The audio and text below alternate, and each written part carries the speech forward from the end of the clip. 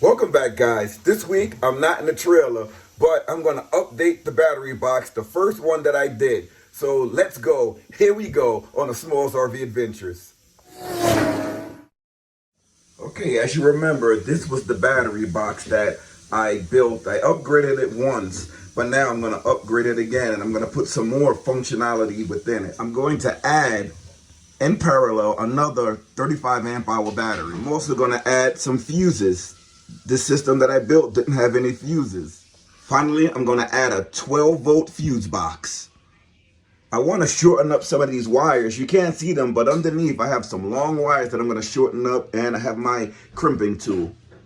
Let's get started taking this bad boy apart. We're going to use two-way tape to put these batteries together so that they don't move while we're traveling or transporting the battery system. So we just put one on one side, is double-sided tape, and you can push the other one right in, and it holds it in place. And then we'll repeat the process with this 3mm tape. Another thing I like to do is use some good old duct tape to duct tape these batteries together so they don't move apart, even though we have the double-sided tape on them. All right, so now we have the duct tape over the batteries. The next thing to do is to hook these batteries up in parallel. So we have to measure the length from here to here, from here to here, and from here to here. Now look at the length of this one wire. I can use this one wire to connect this whole side in parallel, the whole positive side. So let me show you how to use the wire, crimping, and heat shrinking.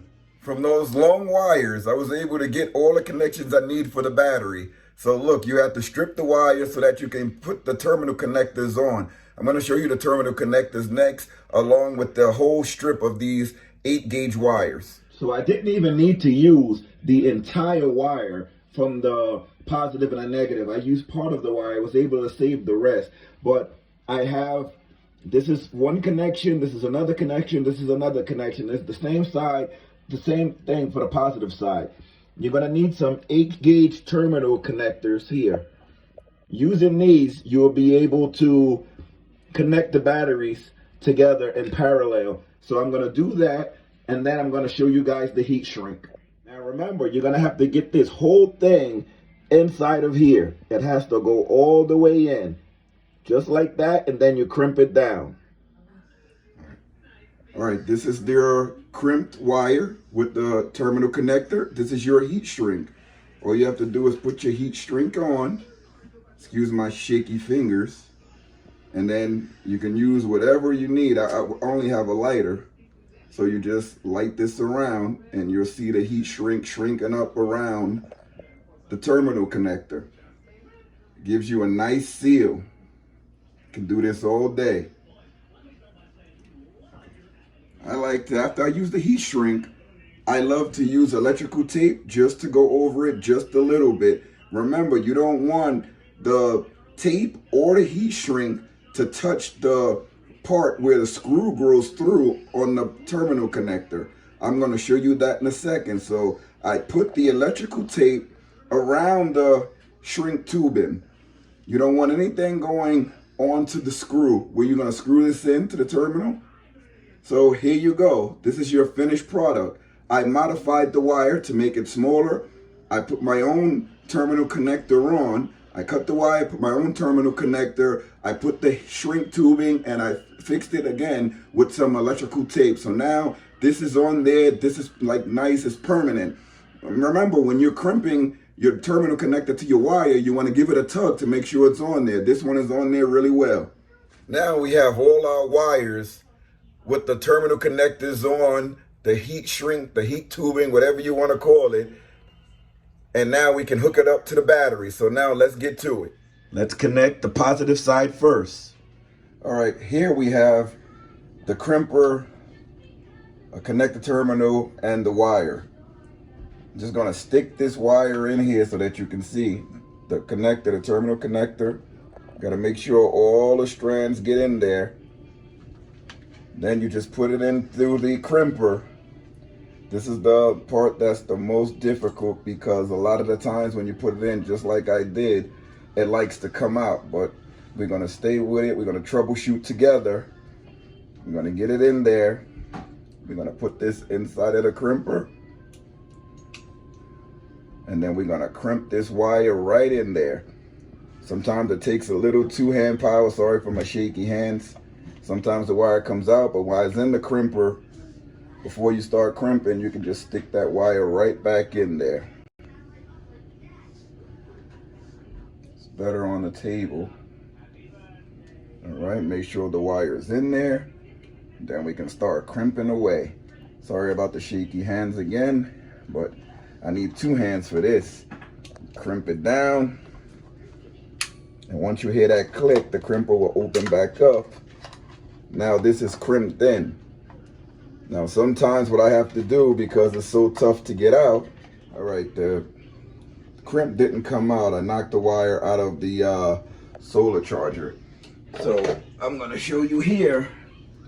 These are the two wires that's gonna go into my solar charger. These parts here, these are the parts that we crimp.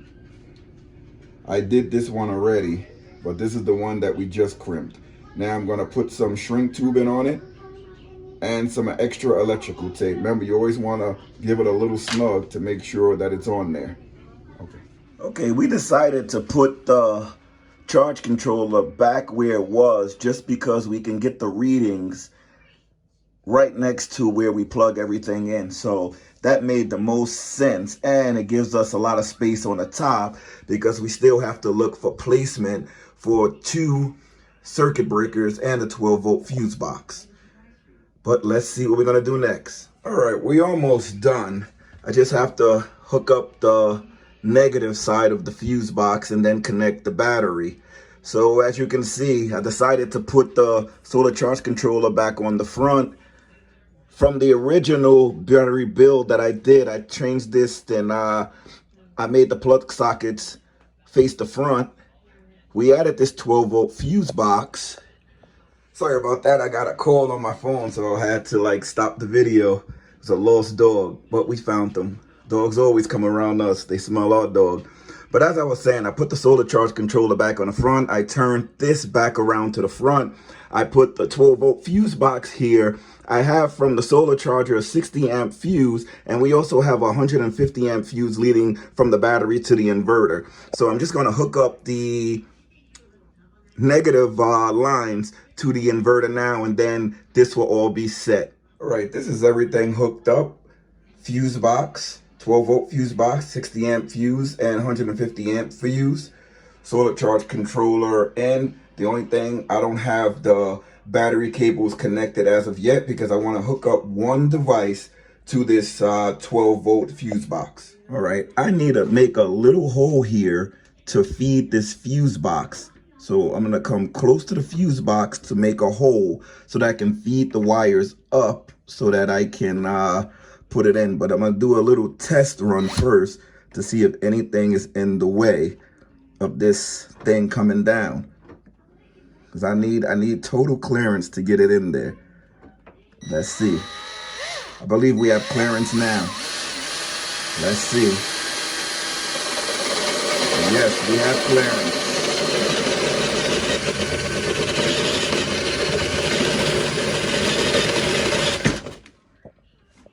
There we go.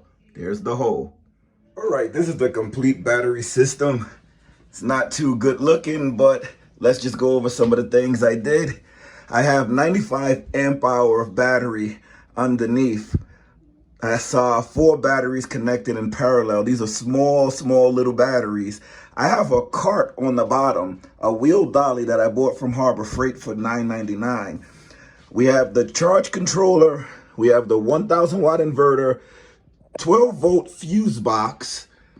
We also have a 60 amp breaker and a 150 amp breaker. The 60 amp breaker is coming in from the charging from the solar, and the 150 amp breaker is going from the inverter to the battery just to protect everything. The 12-volt fuse box has its own protection with the fuses.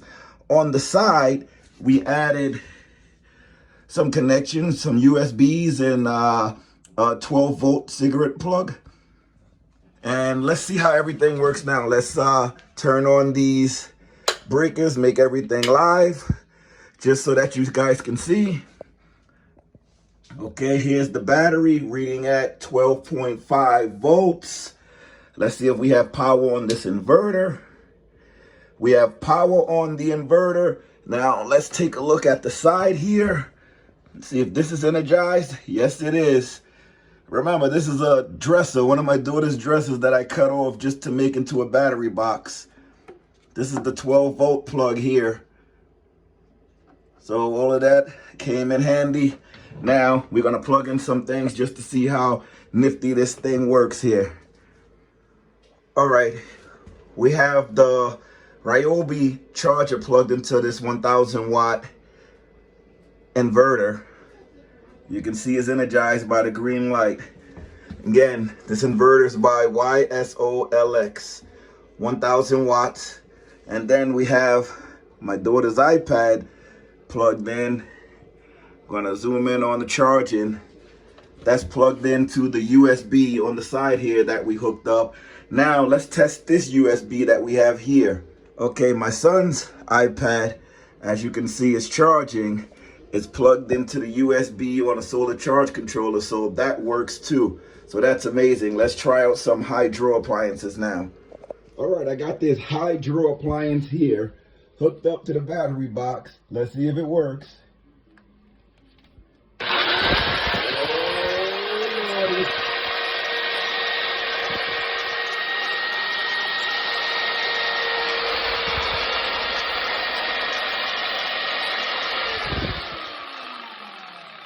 I'm guessing it works. This is a powerful machine that we built. I'm gonna hook it up to solar later. Okay, the wire for solar to charge this is right here. I tucked it away, but this hooks right into a solar panel and it charges right away. You can also get a female to female adapter, and you can use any type of like laptop charger or DC charger, and with a female-female connector, you can plug it right into the wall using one of those chargers. Just like a portable power station charger, but you need the female-to-female DC adapter. Okay, another question you guys may have is that with this charge controller on and then coming over to the side, with this outlet always on, you may think, wait a minute, is that gonna drain my battery? But we have the solution for that. All you have to do is come up here and you hit the breaker. Once you hit the breaker, everything turns off. So you're good with that. Less power being drawn. I have to show you guys, this is the USB outlet on the side. Now I'm gonna show you again. I'm gonna turn everything on. Live video. Everything is coming back on. Now you can see the readings come back on and this light comes back on.